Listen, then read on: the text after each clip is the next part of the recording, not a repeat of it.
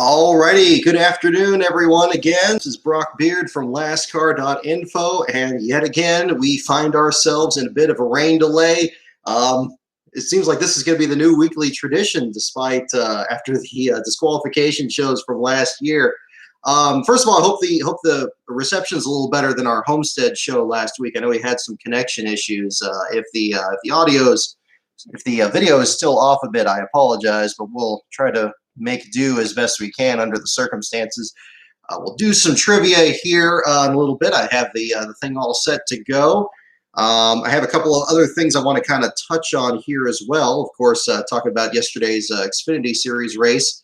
I haven't seen the ARCA race yet, but the endorsements I've heard from it so far have not been all that positive. I've seen the finish, but that's about it.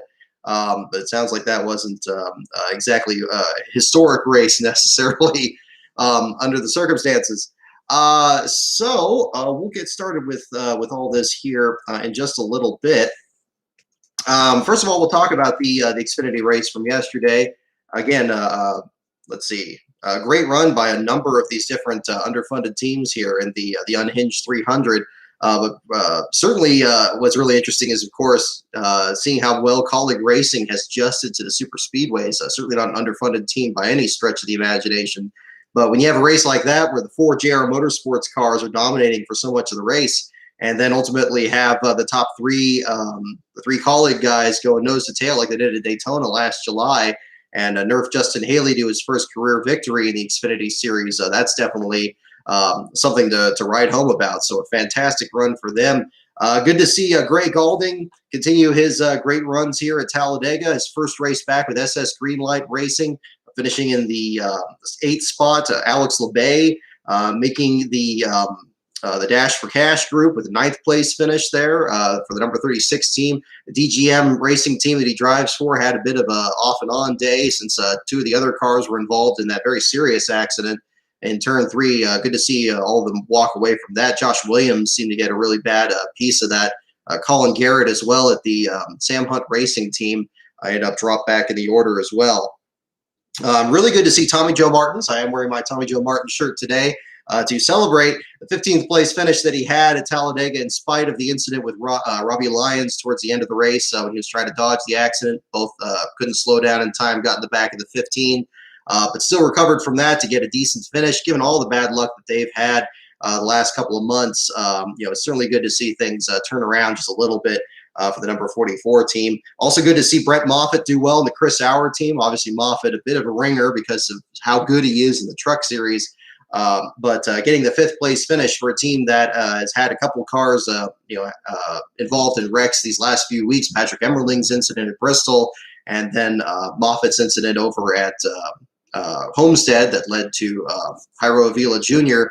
parking a backup car for BJ McLeod's team in the Sunday race. Been an off and on stretch there, but good to see them do as well as they did. Moffitt seemed like he was in the top 10 pretty much the entire race. So we have that already there. Oh, goodness. Beast of Metal, thank you so much for the super chat.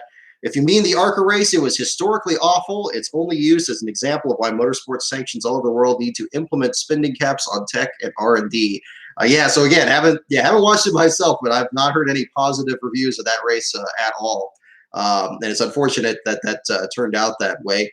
Hopefully, I mean, it's this merger between ARCA and the K&N Pro Series has obviously created a situation where it's very difficult. I think there's going to be some really real growing pains there because of some teams that are able to run and some that are not.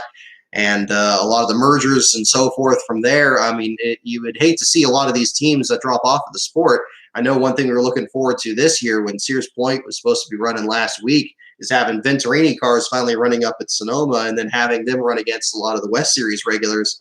It would be it's unfortunate that it didn't turn out any better than it did, but hopefully things turn around soon. But yeah, I know that race didn't sound like.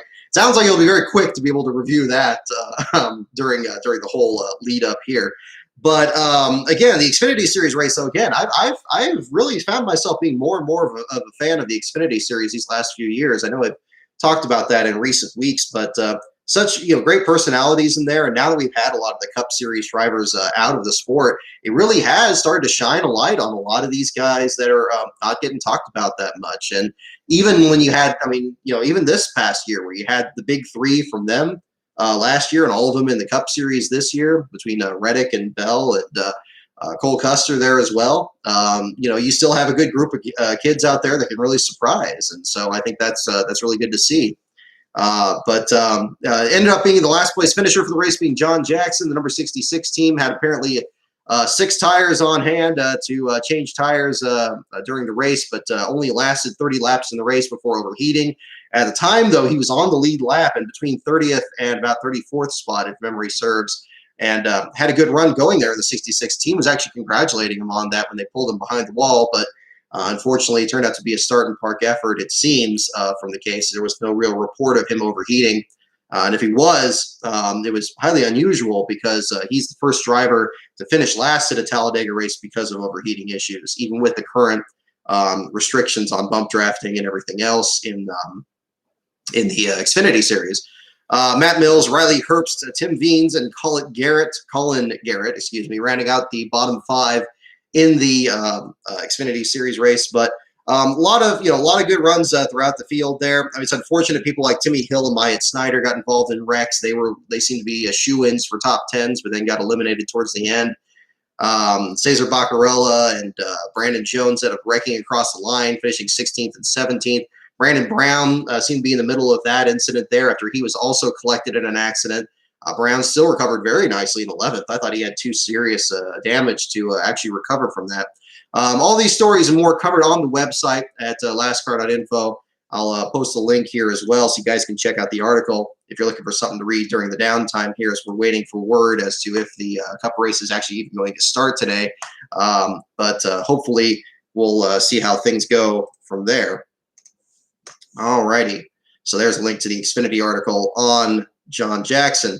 Let's see. Yeah, so many other good runs from there. I really was interested in BJ McLeod's team, that McLeod was actually leading a group with all 3 of the cars he owns in the same draft with him. That was really interesting. At least they're around the last 4 spots in the field right before Jackson pulled off the track. And ultimately, when things spread out, they had different results there between all the different teams. McLeod himself got 23rd, and his team, let's see, I think, Mason Massey did really well. He got the 20th spot there in the number 99. And let's see.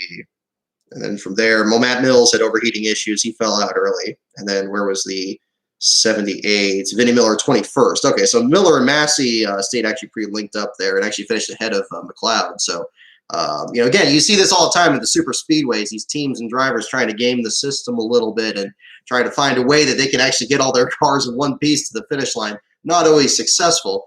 You think certainly of the 2001 Daytona 500 when the Joe Gibbs teammates ended up crashing basically on top of each other. Unfortunately, Tony Stewart having a serious concussion as a result of the accident, but Stewart flipping out of basically a top 5 spot and landing on his teammate Bobby Labonte that was hanging on at the back of the pack.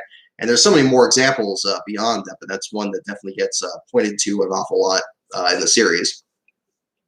Got to go to Talladega at least once. It's an awesome track. I would love to. Man, under better circumstances, this is one to definitely be considering to go to. But I'll tell you what, I mean, and this is something I was actually talking about with my brother here earlier. I'm really looking at, I'm not really willing to really cover another race in person until they're going to let the media actually get into the garage area. I'm glad that they're starting to kind of loosen things up a little bit there, but a lot of what I like to do, I mean, you may as well just do it from home if you're not going to be able to get in the garage area. I'm glad there's people that are actually over in the press box and stuff at Talladega, and I'm also very glad that a lot of people, including Start and Park Car, who provided the picture of John Jackson's car in the article, big thanks to him, that there are people that are taking pictures, at least from the infield, so we can get that information. That really helps, all of us here in the media for sure. So big note of appreciation to them. But we'll see what things look like coming up here in the next few weeks. In the worst case scenario, we're still looking at just Phoenix for the fall championship race. Nothing guaranteed on that. Of course, we got to bid against everybody else and try to get a spot there. But fingers crossed on that, given that we've covered it the last couple of years. And then we'll see about some other races here. I'd really like to do Texas because there's some other contacts I'd like to meet up with out there. That's one we're looking at. But maybe do some kind with SMI and then mix it up with an ISC track in the meantime.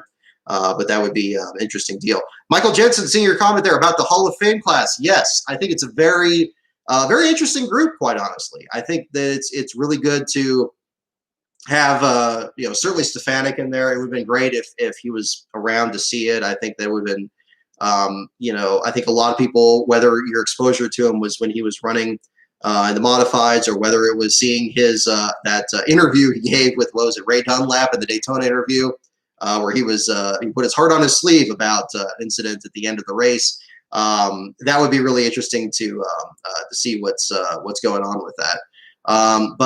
Him, Dale Jr. was a shoe-in. I think, at this point, everybody's like questioning whether he should be in or something. I wouldn't say everybody, but there's people that are questioning it or saying what order it should be. I mean, come on, it's inevitable he's going to be in there, not just for his accomplishments, two-time Daytona 500 winner, most popular driver so many times over. I mean, Bill Elliott got in under the same criteria, basically. That by itself would be enough. But obviously, it's an ambassador of the sport too, and what he's continued to be able to do through his podcast. I think it's very much like a person like a Ned Jarrett or a Benny Parsons, where it's not just what he did behind the wheel, but what he's done outside of it. Absolutely deserving of getting in there. I'm very pleased for him as well. Red Farmer also getting in, absolutely great. It's about time we get some of these ageless guys in there while they're still able to enjoy it. Is Herschel McGriff in it yet? He should be if he isn't. But it's already a shame that we've lost James Hilton, so that he couldn't enjoy getting in there as well. But I think it's such a positive thing to get him in there as well. And yeah, as a team owner of the Xfinity Series, that on top of it as well would be fantastic for that. So a great group from there. And what was it?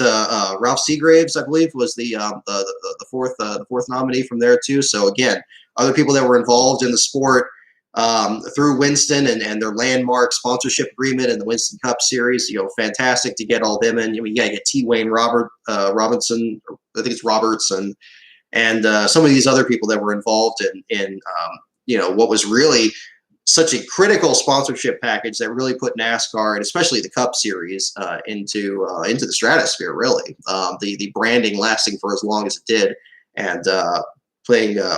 We have a jet dryer crash. Oh, goodness. Well, I'm sure they're going to show that plenty of times here. At least, wow. Okay. Well, we'll find out what happens from there. I got my Twitter feed open here in the background, so we'll see if we get some more information on that. So, a couple of things I want to kind of talk about here.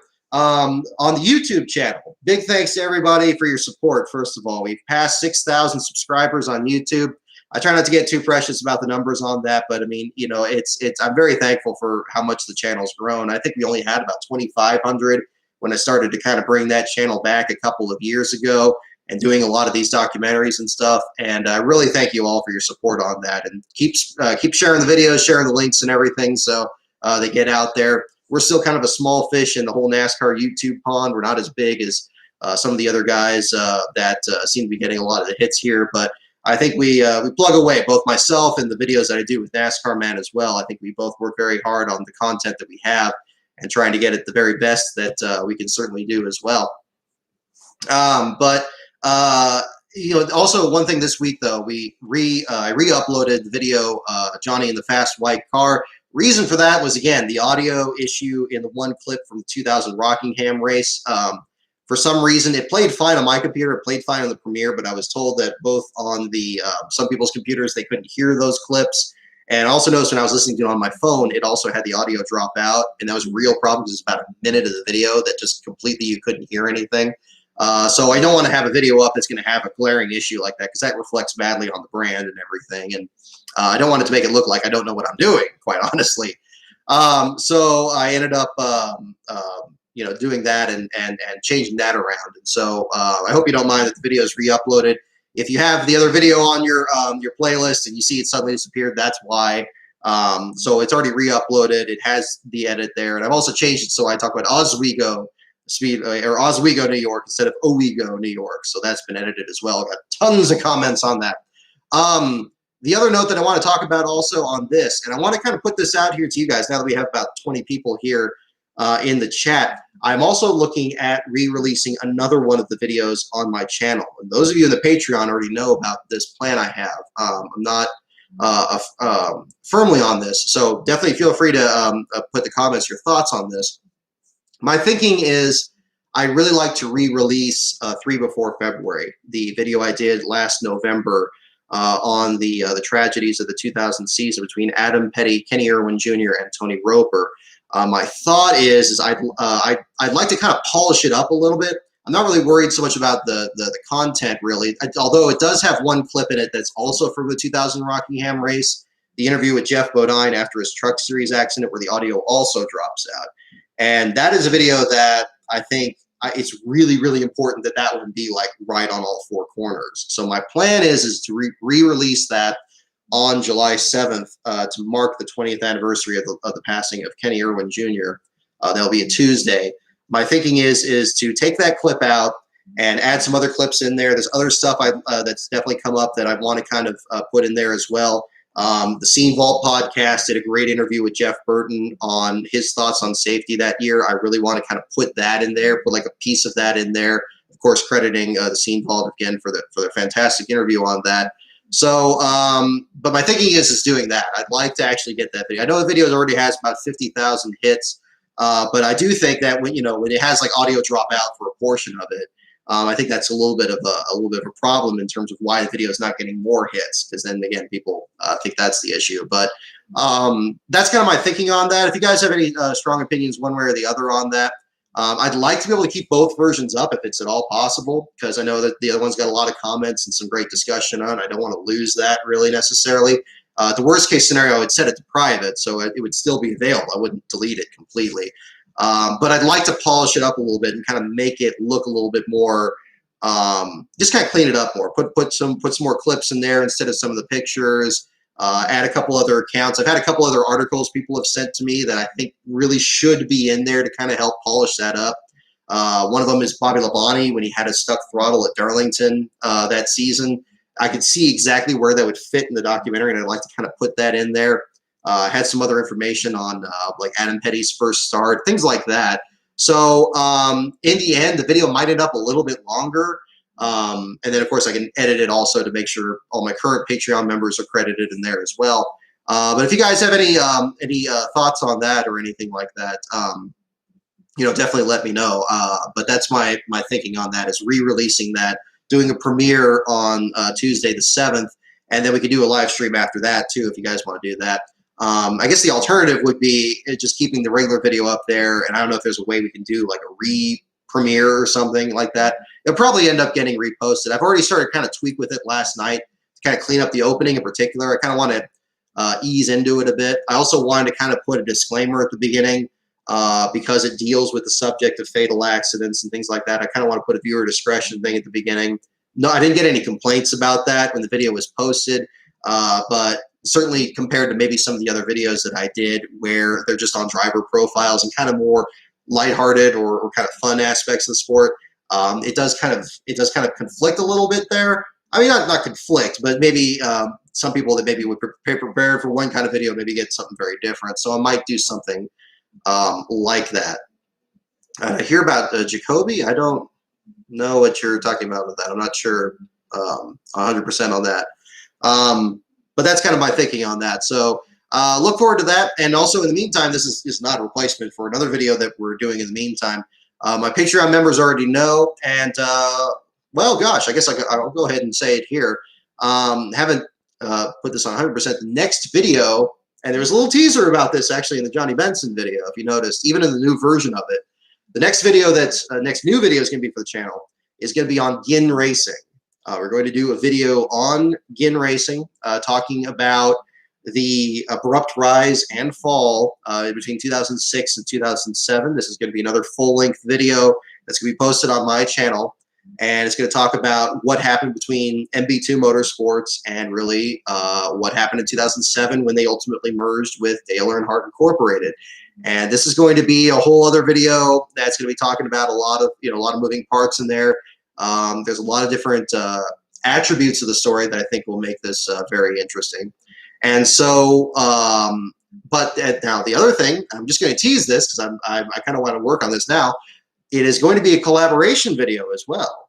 And I'm going to be collaborating with another person on YouTube on this, and we're going to have some more information on that going. So I'm just going to leave it there for right now, but look forward to that. I'm kind of working on getting like a trailer together and kind of reveal that as well. But I'm going to be very excited about this video. I think it's going to be a very good follow-up that ties together a lot of these. We talked about MB2 Motorsports, certainly in the Johnny Benson video. It's come up in the Jerry Nadeau video.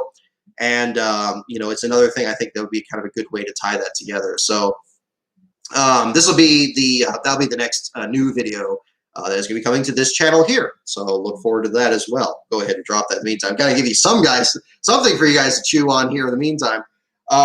So we'll do that as well. So we got, okay, so we talked about 3 before February. We talked about the GIN racing video. So that's going to be the next one.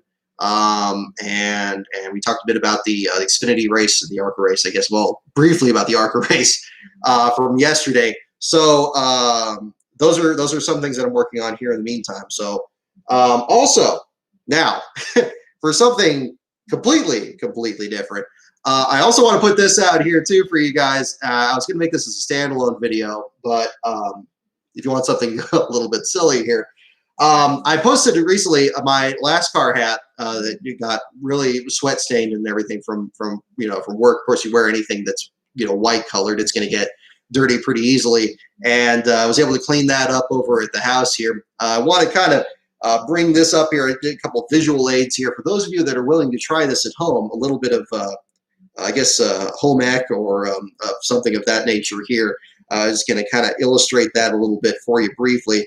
If you are interested in this, I'm just going to show you this. If you, because I just posted it briefly in the Twitter account. I know Brad Perez was asking about this too, so I'll just put this out there. If you have a hat, this is my Bubba Wallace hat. It's not stained, so I'm not going to just do anything with it here. But if you have a hat that you have any problems here, where of course you have any issues on the front of it, I found the OxyClean works really well. And again, OxyClean's not paying me for this, so it's nothing like that. I'm just going to drop this in here. So if you have a hat like that that's really stained, and if you're like me and you're mostly forehead and you have to deal with this a whole lot, the real trick to this, all you need is a towel, you need a basin like this, nice big basin here you can put your hat in, and you need OxyClean and hot water. That's all you need for it. So what you need to do is you put your hat in the basin, you put a towel on top of the hat, the towel keeps the hat down in water, you fill the basin full of hot water, put a scoop of OxyClean in there, and then you make sure that it sits for 24 hours. Now you just have you keep the towel on it, just kind of have it sit with the hottest water you can get. It stays in there for 24 hours, and then what you do is you drain it after the 24 hours, and you start it again. You put hot water in there, you do that, you start that, you do that as many times as you need to do until the thing actually gets cleaned up. And then once you're done with it, I promise this is going to be a short one. Once you're done with it, you take another towel.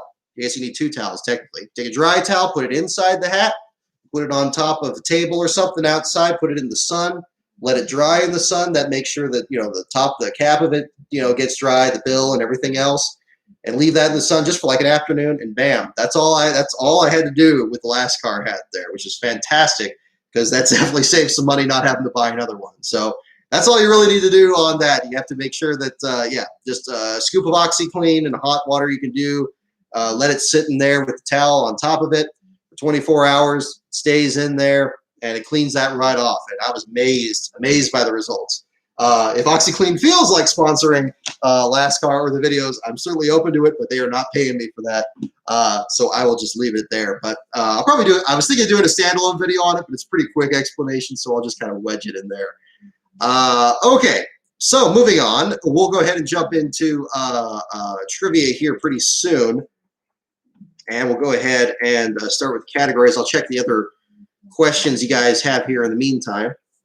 So the GIN deal essentially ended Sterling Marlin's career. Nemechek never really, see, that's the thing too. And that's where the reason I think that video is going to be interesting is there's, again, a lot of moving parts in it, talking about multiple different drivers, multiple different teams, and also development drivers that the team had too during a lot of that. I think it's also a story that the legacy of what happened with Gin Racing is also directly relevant to what the sport is like today, the decisions that have been made along the way. So that would be another thing to definitely check. That sounds infinitely more complicated than plastic hat holder. Okay. Well, see, and then, I've never used the plastic hat holder thing, so maybe that's easier. But yeah, but the soaking thing and all that. I mean, this was dealing with a hat that was like pretty much plain white.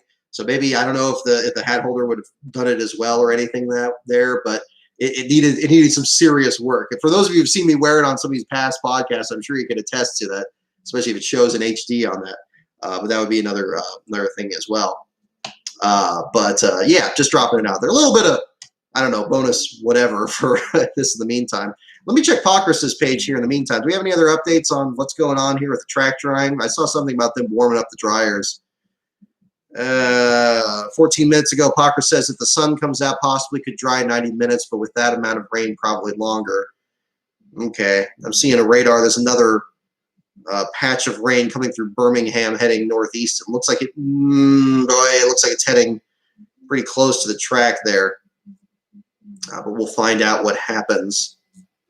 Okay. I'm not listening to the official broadcast right now, so we'll see what's going on. I haven't seen anything about the jet dryer thing yet on my Twitter feed here, unless that's turned up anywhere else. Anything we have on that? I guess it was a close call, if nothing else. International feed showing the Air Titans. Okay, and it looks like they're making decent progress. There's a shot from 7 minutes ago where they seem like they're drying the track pretty well. But that's going to be thinking on that. Oh, Brendan Gaughan doing a live tweet there. Okay, it's looking better. It's looking better. It could be like 1993 where you had rain like right when the race was almost about to end, and then they forced a green-white checker basically, and that's where Rusty Wallace's accident happened. This is where I think like context is really important in NASCAR history. Like we always talk about, Rusty Wallace's terrible accident, and that was, in the pantheon now of just stunning accidents at Talladega. But that was actually caused by one of NASCAR's first green-white checkered finishes, and it was because of rain. They really forced that. The race was very close to being over, and Rusty Wallace was very close to getting a very rare top 5, if not a win, on a super speedway, and then that wreck happened afterwards. Another story I always think needs more context is Michael McDowell's qualifying wreck at Texas. In 2008, NASCAR created or instituted a new form of their track drying compound on the track that you still see today, where it creates huge clouds of dust. And it was creating a lot of problems earlier that season, but none more serious than when somebody was dropping an engine in that first corner. They put a lot of that dust down, and McDowell was the first car to go back out there. It's an aspect nobody really talks about too much, but if you notice in the replay, he picks up a little bit of dust right before the car loses control. It's an unfortunate aspect of it. They're very fortunate that he walked away without serious injuries in that because it was a very simple thing that basically led to that accident happening the way it did. So a crazy deal there. Oh, the PJ1? Okay, different deal from that. I don't know about the PJ1 there, but I mean, the more the separate thing there. Not so much the adhesion on the track that's intended to keep the cars on the track. They're really the kitty litter, like the kitty litter that's like actually supposed to like clean up oil and fluid on the track. They had one version. I guess they basically just used kitty litter before, or some version of Safety Clean put together. But they had a new version in 2008. I remember that season that being an issue because it would create these huge clouds. And there was a time, I think it was in the 500, where they were driving through a cloud, much like we saw in the Xfinity race yesterday, where it made people think that there was an engine failure and people were dropping out of the race and then you had a problem. But it turned out it was just clouds of this stuff. And for some reason, it just created larger clouds of things. But, the speedy dry. So that's what I'm sorry if I buzzed past that. Yeah, the speedy dry was the issue, that they had a new version of it. And they haven't really changed it as far as I can tell in the, 12 years since 2008. But it's an interesting story. I wish I knew more about it, but I remember that being an issue back in the 2008 season. Okay, so we have 20 people in the chat here. Welcome aboard, everyone. Let's do a little bit. We've done a little bit of everything else here about cleaning hats and talking about video re-uploads. How about some trivia here? We're going to use the old Trivial Pursuit thing. Again, we're going to do it by category. Which category you guys like? Go ahead and vote in the comments here. Are we 29 minutes into it? Okay, yeah, it's about time to do the trivia. First category is drivers. Second is the wild. Okay, well, no, I just right. First category, top of the board, is NASCAR. Second is pits. Third is teams, tracks, drivers, wild card. Which other category should we do for the first video today, or first trivia question today? I'm all crossed up. Okay, NASCAR, pits, teams, tracks, drivers, and the wild card. Any other thoughts as to which category we should start with? See how many Talladega questions we get on this one. All right, we got ones for pits. We have one for tracks. Any other guesses? NASCAR, pits, teams, tracks, drivers, and the wild card. Okay, I'm seeing a couple for the wild card. Okay, I see 3 for the wild card. We'll do the wild card to lead off. Okay. All right. Okay, I'm going to have to reread this one. Okay. All right. What driver is known for his hogs, rock and roll, earrings, long hair, and a goatee? This is okay. We're going to go real wild here.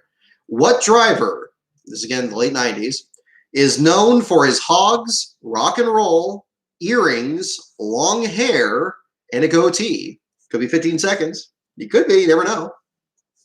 We have guesses for Kyle Petty. We have one for Tim Richmond. Any other guesses here?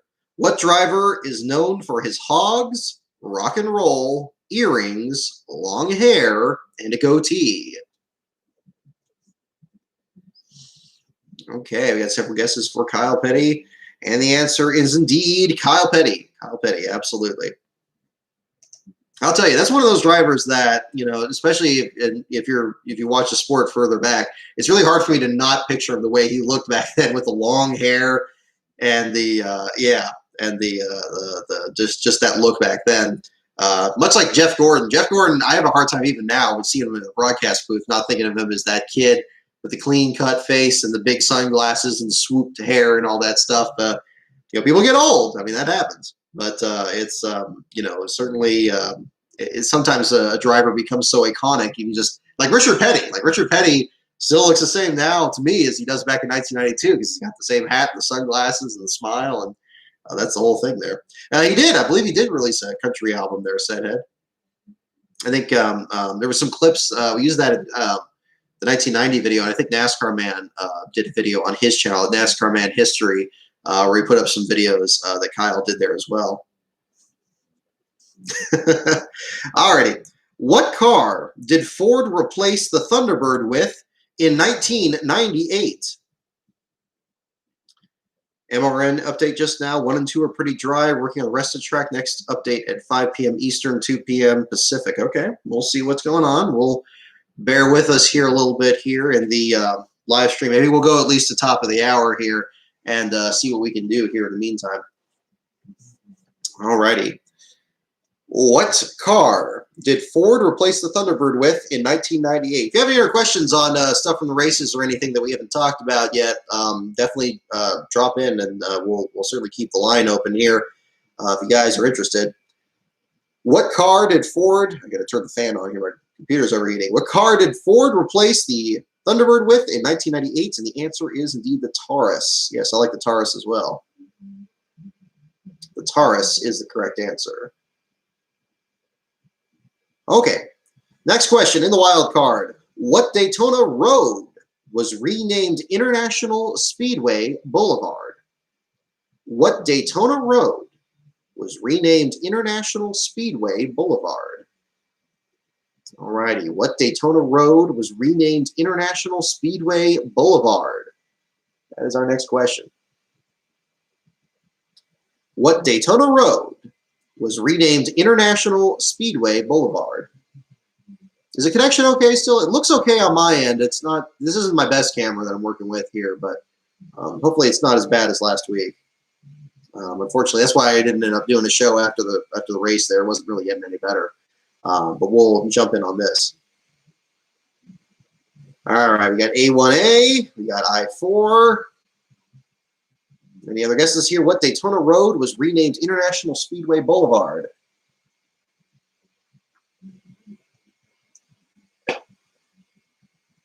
Connection's good? Okay, fantastic. Okay, I'm glad it's improved somewhat. Alrighty, what Daytona road was renamed International Speedway Boulevard? The answer is Volusia Avenue. Volusia Avenue is your correct answer. Wow, stumped the group there. I wouldn't have guessed that either. A1A, you guys were convincing me on that. That one sounded right. Not I-4. Volusia Avenue. Oh, I'm drinking Hawaiian Punch. Perfect summer beverage. There you go. Fruit Juicy Red. Usually you're going to be this or Coke. Probably do Coke if the race starts here. But yeah, I would have done my typical standby is Mountain Dew Code Red, but I couldn't grab any of that in time. But that's okay. We'll restock there for further down. Not Matt Murray Avenue. No, exactly. Volusia Avenue. V-O-L-U-S-I-A. Volusia Avenue. Alrighty, next question. Wildcard doing good here so far. We had some stumpers so far. Okay. What? Ooh, here we go. Nickname question, folks. Under nicknames. There we go. Some Haas Ellington vibes for that. Yep, right on. What legendary driver was dubbed, quote, the Ronda Roadrunner? What legendary driver was dubbed the Ronda Roadrunner? Ronda, R-O-N-D-A. Nickname question. Don't look it up. What legendary driver was dubbed the Ronda Roadrunner is our next question. Herman Beam is the first guess. Any other guesses? What legendary driver was dubbed the Ronda Roadrunner? Right, let's take a look here. Okay, we'll keep that one open just in case. All clear as far as lightning at Talladega, says Bob Pockris. Track drying continues. That's good. It's a positive sign. I hope it gets in today. I have something something important to take care of tomorrow. But worst case scenario, I should at least be here for the start of the race if it ends up being like 9 o'clock, which it should have been today. I'm definitely in team 9 o'clock, I'll tell you what. Pete Hamilton, James Harrison, Bobby Isaac, Pete Hamilton. Code said during the road course week. I like that. I like your thinking. I like that. All righty. What legendary driver was dubbed the Ronda Roadrunner is our next question. Okay. What legendary driver was dubbed the Ronda Roadrunner? The answer is Junior Johnson. I've never heard him called that. He's the last American hero. Junior Johnson was the Ronda Roadrunner. How about that? There's a good little bit of trivia for you here. Not Bobby Isaac or Pete Hamilton. These are good guesses. These are very good guesses. I was almost thinking Benny Parsons for some reason, even though I know he's from Ellerby. But, yeah. All righty. Yeah, that's not me too. Okay, we got another nickname question. Okay, cool. What nickname was given to the three Flock brothers? What nickname was given to the three Flock brothers? Apparently, as a group, they had a nickname. What nickname was given to the three Flock brothers? Any other guesses on that? The flock of flocks, the flock of seagulls? Yeah, I like that. It could be. You never know. I honestly don't know this one either. What nickname was given to the three Flock brothers?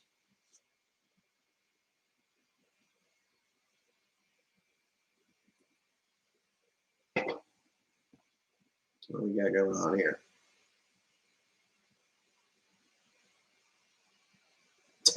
Okay, sorry. I skipped a step in that hat cleaning thing, by the way. Make sure you rinse the hat off before you dry it, too. But I think that probably goes without saying. Rinse the hat, too. Watch. I'm going to get a bunch of angry comments now. People washing their hats, and they don't rinse it off before they put it in the sun. But using the power of the air you breathe. What nickname was given to the three Flock brothers? Birds of an Ethel. That's really good. That's really good. I like that. You might have just won this one, said Ed, too. All right, Super Flock brothers. The answer is the Flying Flocks. The Flying Flocks is your next one. Yeah, thanks for jumping aboard, Michael. Glad you're enjoying it. We do these every Cup race at least to try to do those. Sometimes it's been a bit challenging with these midweek ones. I know we did a very short one at Martinsville, and then we had issues last week at Homestead, but we're trying to get through these as best as possible. We have a long delay. I'll try to jump into it earlier because obviously you don't want it to be too late on a Sunday for you guys. So we'll do this here so far. Yeah, flying flocks. That almost sounds like an insult that they were saying. Somebody doesn't give a flying flock on, perhaps. That is the correct answer. Yeah, 50's nicknames left a bit to be desired. Yeah, I think that's correct. Oh, here we go. Here we go. This one actually doesn't require scrolling through on it. The question is, how tall was Big Bill? How tall was Big Bill? For those of you on the outside the United States, I'm not sure if it's going to have it in centimeters or meters here, but assume it's going to be feet and inches. How tall was Big Bill? Would be the question here. You have 6'2", 5'4", 7 foot, 25 foot, 6'3", 6'6", and completely unstoppable. How tall was Big Bill? It'd be great, yeah, if it was like 5'4", 5'2", something like that. How tall was Big Bill France? Of course, we were referring to. It just says how tall was Big Bill, but that's implied. There's 6'6", 6'3". Any other guesses here? How tall was Big Bill? Next question is probably immeasurable. I like it. $1, 15 seconds. All right. The answer is 6'5". 6'5" is the correct answer. 6'5" is your correct answer. So very close. You've had 6'2", a couple for 6'6", but this one says 6'5" is the correct answer. There we go. I'm not sure if that's showing up very good. Gotta get out of the focal range there. 6'5" is the correct answer. All right. Okay. Next question. What did Bill Broderick hand to winners in Victory Lane until 1998? What did Bill Broderick hand to winners in Victory Lane until 1998? These are great questions. We're getting some good questions about people in the sport that or just aspects we don't get talked about. Wild card categories coming through today. What did Bill Broderick hand to winners in Victory Lane until 1998? Until 1998. Are we talking about the Hat Man? The Rebel Flag? Probably not. Specifically the Okay, we're getting a lot of good guesses here. All over the place. Goodness. What did Bill Broderick hand to winners in Victory Lane until 1998? My first guess is going to be the Gatorade towel or Gatorade itself. It does seem like it's that blonde guy with the perfect hair. Good guess, Andrew. The Hat Man. Alrighty. What did Bill Broderick hand to winners in Victory Lane until 1998? And the answer is hats. Hats, indeed. It is the hat guy. Yeah, 98 would be the one, until 98. Here we go. Okay. Who did Jeff Gordon, next question, who did Jeff Gordon raise a champagne glass of milk to at NASCAR's 1995 banquet? Who did Jeff Gordon raise a champagne glass of milk to at NASCAR's 1995 banquet?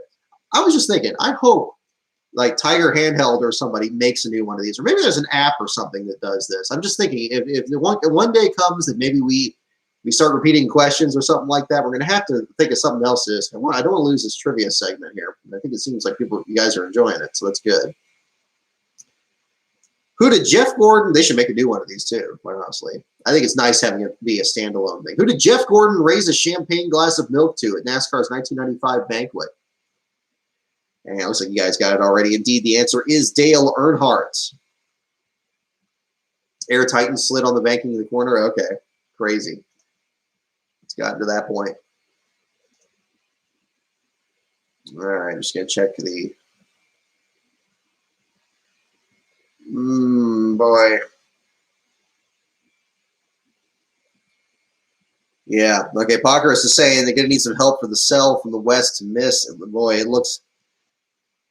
I don't know. It's within the 8-mile range, and it looks like it's staying together, but I don't know. I'm no weatherman. I need Larry Mack on the case to get that one figured out. It's a Winston Cup trivia game. Is that like the I have like the TV one, the DVD one. That one's like fun, but excuse me, that'd probably be a different one than that. The answer is Dale Earnhardt for that one, by the way. If I didn't say that already. Alrighty. How about this? Oh, okay. Here we go. What driver owns 2 Tennessee walking horses named Lumina Bay and Jessica's Girl? Horse question for you guys. Horses. What driver owns 2 Tennessee walking horses named Lumina Bay and Jessica's Girl? What driver owns 2 Tennessee walking horses named Lumina Bay and Jessica's Girl? That's our next question. Oh, we got 3 guesses for Sterling Marlin already. Says it has over 2,600 questions on that? On this? Wow. Okay. All right. I mean, we've done this for a couple years now. We probably, I don't know if we average maybe like 20, 25 questions or something in a show. Maybe a little bit more than that. We didn't do it from the start. I think we started this July race or something last year. Alrighty. What driver owns 2 Tennessee walking horses named Lumina Bay and Jessica's Girl? So I don't think it's DVD. Okay, yeah, I'm sure it's an older version. That I don't. I'll have to look into that though. Good call. 2,600 questions. That'll be one way to do it. What driver owns 2 Tennessee walking horses named Lumina Bay and Jessica's Girl? The answer is Darrell Waltrip. Darrell Waltrip is the answer. There we go. It sounded like a Sterling Marlin thing, didn't it? Darrell Waltrip. Yeah, Michael Jensen. I think you hit it on the head there too. Yeah, well, actually, yeah, you can clarify. There you go. Yep, Darrell Waltrip. You got it, man. Lumina Bay and Jessica's Girl.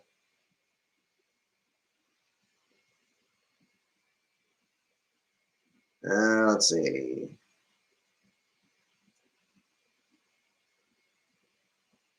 Here we go. How much did Richard Petty rake in when he won Rookie of the Year honors in 1959? Money question. How much did Richard Petty rake in when he won Rookie of the Year honors in 1959? How much did Richard Petty rake in when he won Rookie of the Year honors in 1959? You guess for $1,000, $150, $5,000? Any other guesses there?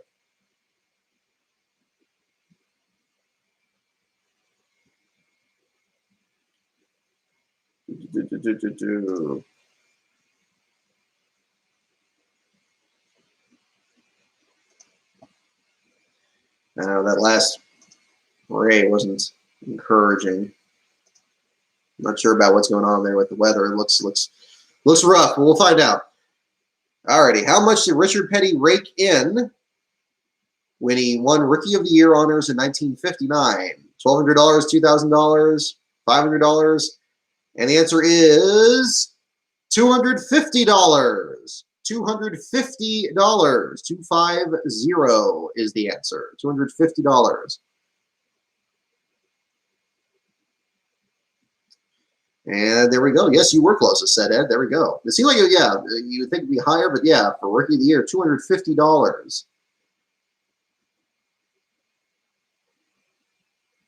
All right. What is Chocolate Meyer's real first name? What is Chocolate Meyer's real first name? Our next question. You get to play Plinko. There you go. Exactly. It is $250. Set Ed. Come on down. There we go. What is Chocolate Meyer's real first name? Chocolate. It's a trap. There we go. All right. I see a couple already. You guys got it. It is indeed Danny. You guys got it. Maserati 9, Andrew Hayes. There you go. Plot twist. It's vanilla. That'd be good. Danny is indeed the correct answer.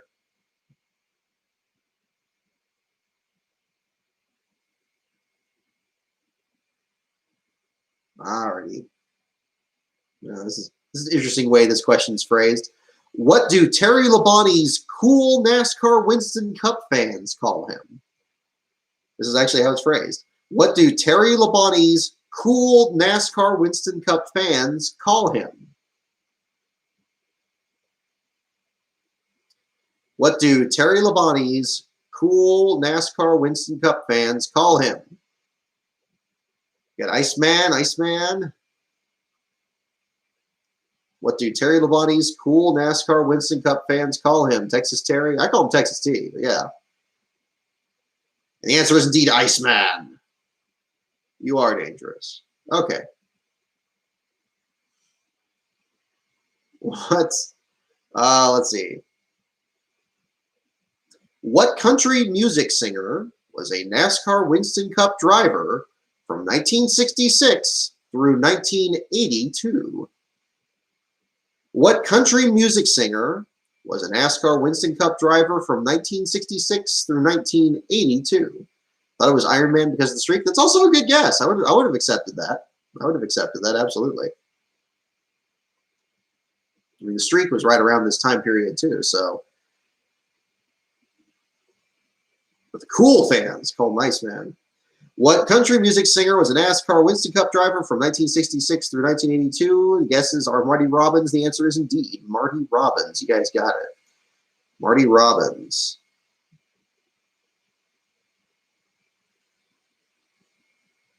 Alrighty.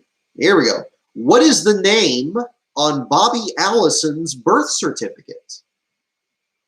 What is the name on Bobby Allison's birth certificate? Is it Bobby Allison or is it something else? What's the name on Bobby Allison's birth certificate? That is our next question. Robert Allison? Robert? What is the name on Bobby Allison's birth certificate?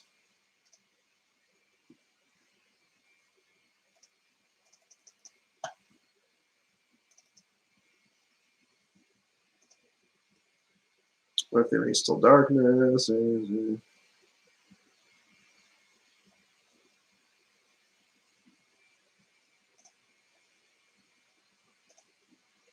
right.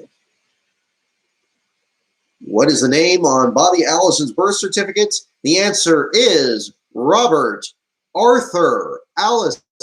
Robert Arthur Allison.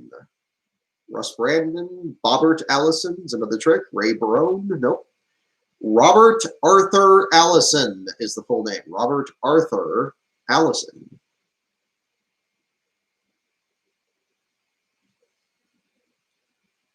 Alrighty.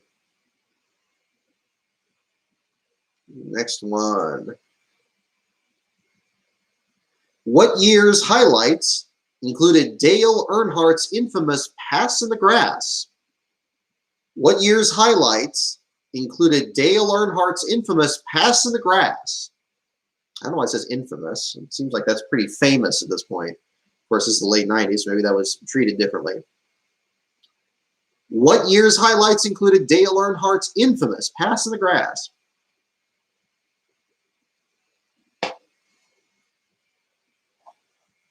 '87, '86, '87. Okay, ladies and gentlemen, we have another error here on the machine. Now, those of you who said 1987, you guys are correct. However, check out this. It says 1989. 1989, that's not correct. That was Darrell Waltrip and Rusty Wallace. That's not the pass in the grass. That had nothing to do with Earnhardt. So, hey, okay. Well, we got it right to the Tiger Company plate on that one. 1989, you can see it right there. That's weird. Well, again, nothing's infallible, I guess. 1987. You guys got 87. You guys got it right, of course. Alrighty. What was the official pace car at the 1995 Brickyard 400? Hey there, no tires, just gas. No tires, just gas. Welcome aboard. Welcome back, rather. I know you've been in here a lot. What was the official pace car at the 1995 Brickyard 400? The official pace car at the 1995 Brickyard 400. We have a guess for Pontiac, Chevy Monte Carlo. Any other guesses on that? Oh, yeah, Thrills and Spills is great, Andrew. Absolutely. What was the official pace car at the 1995 Brickyard 400? Cryo Camry. Chevy Silverado pickup. Okay, we're getting close to the top of the hour. About 6 minutes to the top of the hour. We should get the update from MRN pretty soon. Still keeping an eye on Bob Pockrass's page here. Nothing new from Pockrass in the last 7 minutes. Still talking about the running the halfway decision. What was the official pace car at the 1995 Brickyard 400 is the next question. Official pace car, the 1995 Brickyard 400. And the answer is a Chevy truck. Chevy trucks. Maserati 9. I think you were pretty close to it already. It's a Chevy Silverado pickup. Probably was the that particular model. Michael Jensen. Yep, you were on top of it too. Chevy truck is the specific way they put here. Can you postpone the race? Well, I can't. My goodness. Like I said, I got stuff I got to do tomorrow, so hopefully we get it in today. If it were up to me, we'd definitely run it, but we will see what happens. We're 5 minutes from top of the hour. Should get the update from MRN. Still keeping Pockrass's page here in the background, seeing what's going on, doing trivia until we're, well, at least until we get a call, at least. Find out what's happening. I feel like we're setting up for what happened at Daytona, where they pretty much had the track ready and then the storm came, bottom dropped out. Okay. Who is the self-described leader of the Alabama gang? Is our next question. Who is the self-described leader of the Alabama gang? That is our next question. The self-described leader of the Alabama gang. Have the MRN website up for the next update? Okay, we'll see. Lightning hold again. Okay, that's not good. That's going to be just long enough for the rain to show up. Okay. It's going to be another one of those, folks. Strap in. Okay. Although we don't have lights. I'm sure Bob's been getting that question plenty of times. Alrighty. Who was the self-described leader of the Alabama gang? It was indeed Bobby Allison. Yeah, Red Farmer sounds definitely appropriate, but yeah. Bobby Allison was the correct one. Not 15 seconds. Not this time. Not this time. All right. What is Kenny Wallace's favorite baseball team? What is Kenny Wallace's favorite baseball team? Our next question.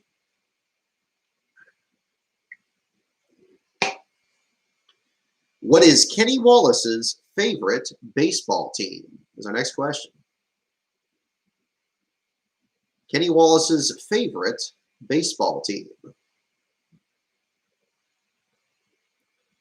All right. Cardinals, Kyle Busch, Toledo Mud Hens, Cardinals, Royals. And the answer is the St. Louis Cardinals, of course. St. Louis Cardinals. Some things never change. What's the name of the rooster on Terry Labonte's number 5 Chevrolet? Next question is, what is the name of the rooster on Terry Labonte's number 5 Chevrolet? What is the name of the rooster on Terry Labonte's number 5 Chevrolet? The name of the rooster. The rooster's name on Terry Labonte's number 5 Chevrolet. Cornelius or Corny? Chester? What's the name of the rooster on Terry Labonte's number 5 Chevrolet? I don't think it's Christopher Bell.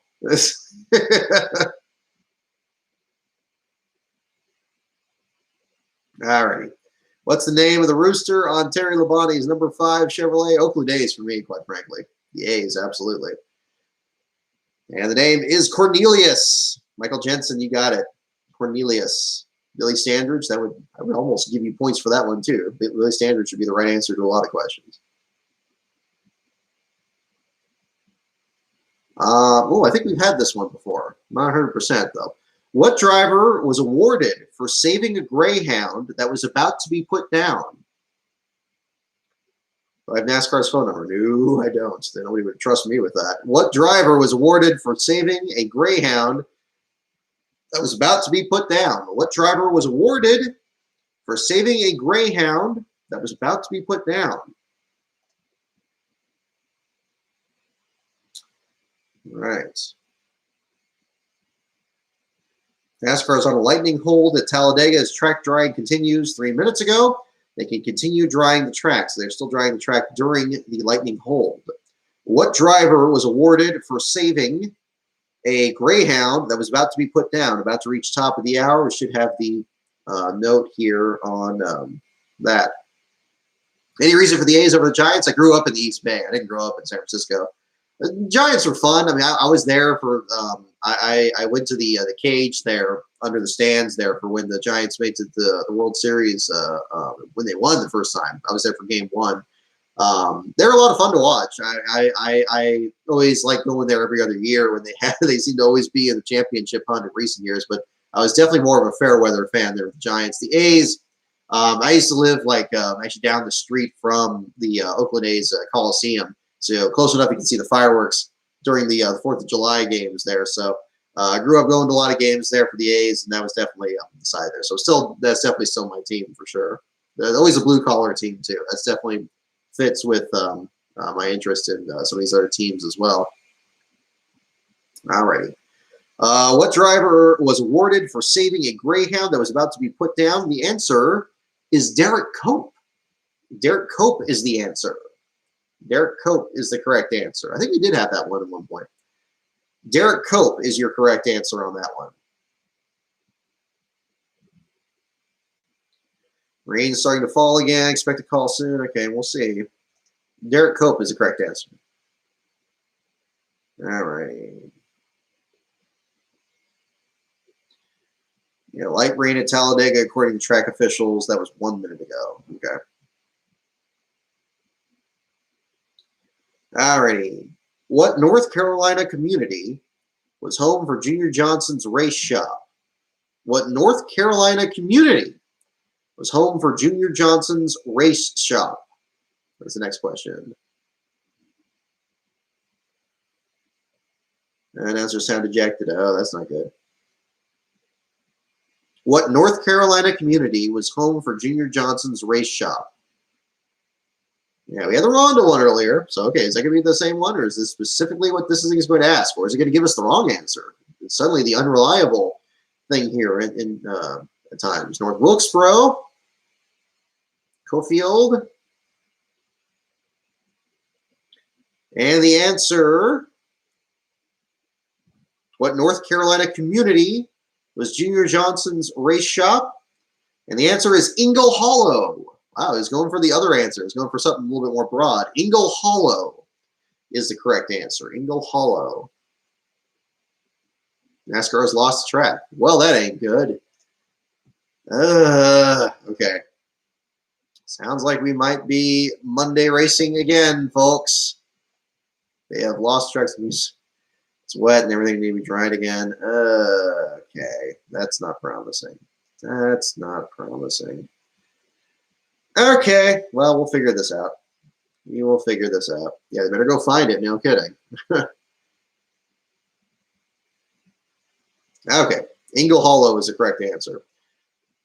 Who played the male lead? Next question here. Who played the male lead in the race movie Red Line 7000? Here we go. Here's a fun one. Who played the male lead in the race movie Red Line 7000?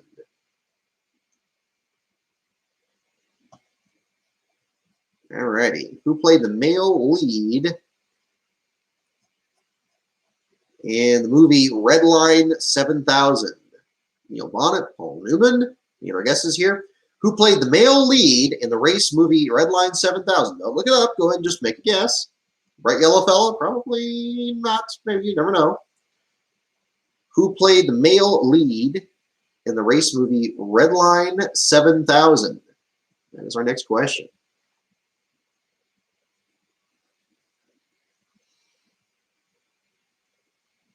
Alrighty. Mondays and rookies. Yep, there we go. Who played the male lead in the race movie Red Line 7000? Steve McQueen. Okay.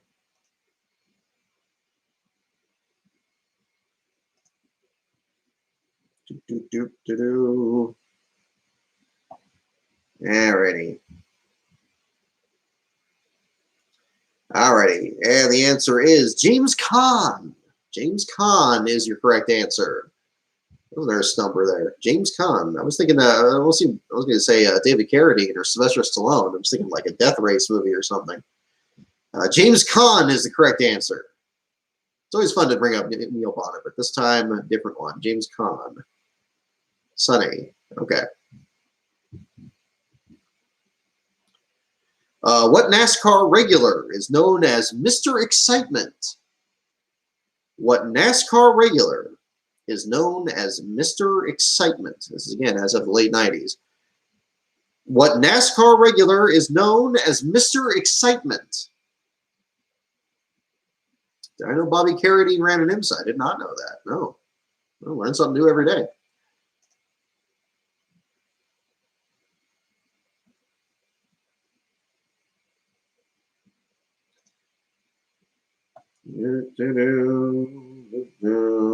Okay. And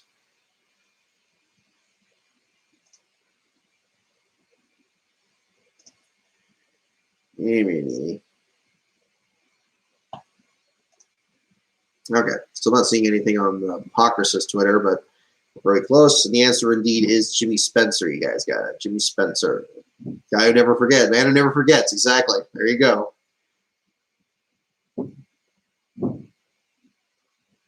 Alrighty. What active Winston Cup driver co-owns an auto parts store back home in Indiana?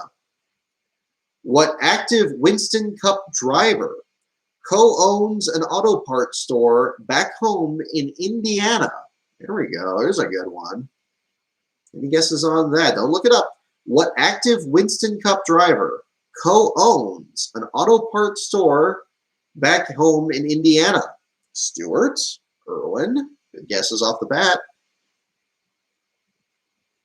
15 seconds? Could be. Lightning McQueen? Could be. What active Winston Cup driver co-owns an auto parts store back home in Indiana? Any other guesses there? What active Winston Cup driver co-owns an auto parts store back home in Indiana? Too early for Menard. Yep. This is a tricky one. Don't be afraid to guess. This is a weird one too. I honestly don't know this one either. No tires, just gas, man. You got all that Owen Wilson stuff all together there. Nope. Probably not.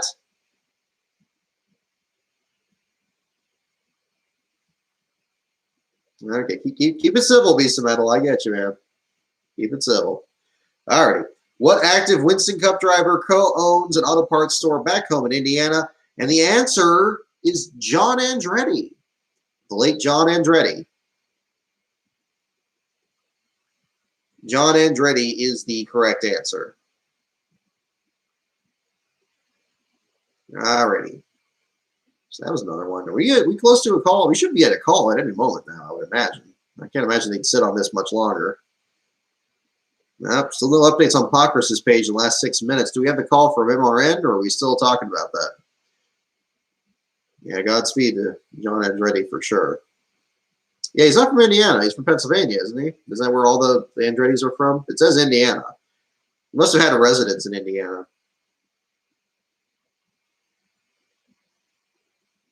Alrighty. Okay. What old Kentucky town is home for 6 NASCAR Winston Cup drivers? What old Kentucky town is home for 6 NASCAR Winston Cup drivers? No worries, man. I get your passion there, Beast of Metal. Absolutely. Like, hey, I'm on the West Coast, and I would be a-okay with these races being at noon. It'd be good to have the rest of the day free to do whatever here. But yeah, unfortunately, we're in the midst of this here, and well, maybe we'll get it early tomorrow. That would be ideal, but we'll find out. And the answer is indeed Owensboro. Owensboro is the correct answer.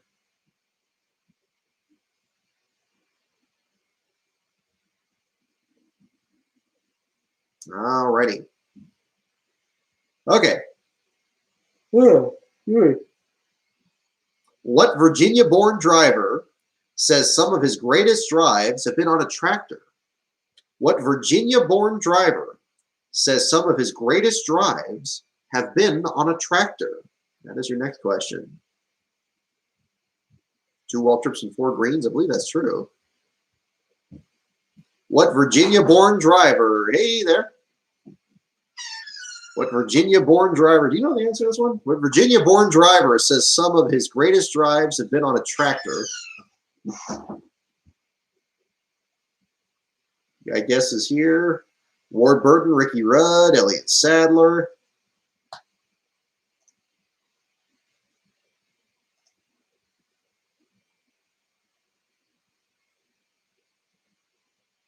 Oh, there we go. All righty. Bob Parker is 12 seconds ago. Cup race at Talladega postponed to 3 p.m. Eastern, 2 p.m. Monday on Fox. Noon. That's okay. It's less than ideal. Okay.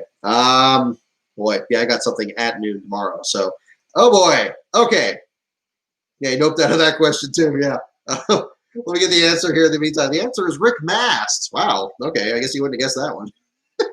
Rick Mast is the correct answer. Seems like it subbed the group there too. I guess it's a good way to wrap it up. Okay. Well, that's not good, folks. So the race got moved to noon tomorrow. Yeah. Why is it still 3 in the afternoon? Why can't it be in the morning? I thought it was going to be. Okay. Well, this is going to be a little tricky here. So Rick Mast is the correct answer. His best drives on a tractor. I got postponed, man. Postponed? Postponed. Yeah, it's gonna be noon tomorrow, so I'm gonna be out of the house. It's all good. I'll catch up when I get back. So, okay, folks, we're gonna call it a day here on the live stream. The race is postponed until tomorrow at noon.